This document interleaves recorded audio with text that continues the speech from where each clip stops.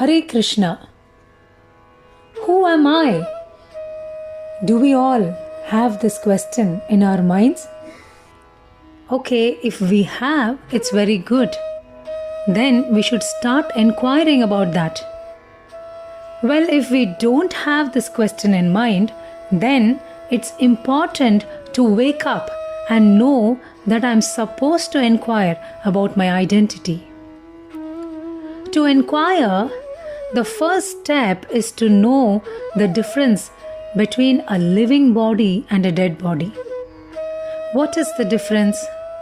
The difference is that when someone dies, the spirit soul or the living force leaves the body, and therefore the body is called dead. So there are two things.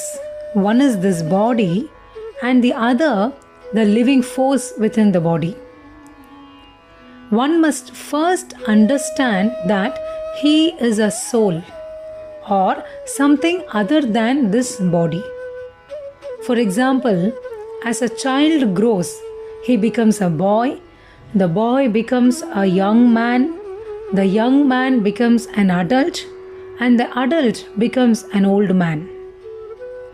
Throughout all this time, although his body is changing from a child to an old man, he still feels himself to be the same person with the same identity. The body is changing, but the occupier of the body, that is the soul, is remaining the same. So, when your body is finished, annihilated, you are not finished. You get another body, just as you may change your coat and shirt. If you come to see me tomorrow wearing a different shirt and a different coat, does that mean that you are a different person? No. Similarly, each time you die, you change your bodies, but you, the spirit soul within the body, remain the same. This point has to be understood. Then one can make further progress in the science of bhakti, in the science of Krishna consciousness. We have three bodies. One is Sthula Sharira, that is gross body, which we can see and touch. This gross body is material. And then two subtle bodies, that is Sukshma Sharira, out of which one is material and one is spiritual. These Sukshma Sharira we cannot see or touch. Krishna says our gross body is made up of ether, air, fire, water and earth. How can we understand this? When the body is burnt, it becomes into ashes. That means earth content is there in our body. Same way, if water content is not there in our body, we become dehydrated. So water is also there. Then fire.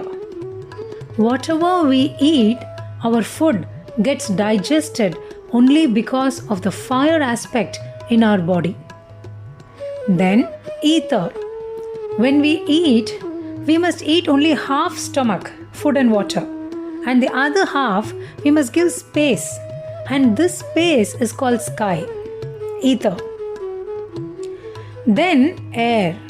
Air is something that flows all over the body and keeps it functioning properly. So this is how the gross body is made up of these five elements. Now, subtle body, Sukshma Sharira.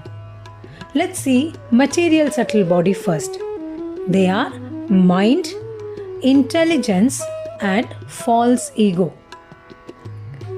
And the divine or spiritual subtle body is Atma. Same way, Atma also cannot be seen because it is subtle in nature. The spirit soul, that is Atma, is invisible to our material eyes. It is atomic in size. After the destruction of the gross body, which is made up of the senses, blood, bone, fat, and so forth, still the subtle body of mind, intelligence, and ego goes on working. So, at the time of death, this subtle body carries the small spirit soul to another gross body.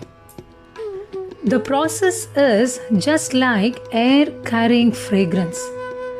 Nobody can see where this rose fragrance is coming from, but we know that it is being carried by air. You cannot see how, but it is being done. Similarly, the process of transmigration of the soul is very subtle. According to the condition of the mind at the time of death, the minute spirit soul enters into the womb of a particular mother through the semen of a father, and then the soul develops a particular type of body given by the mother. It may be a human being, it may be a cat, it may be a dog, or anything. You are eternal. You means soul. We are not this body, we are spirit souls. According to our work, we are simply changing bodies.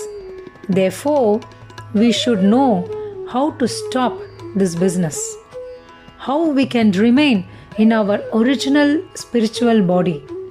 This is Krishna consciousness. Hare Krishna.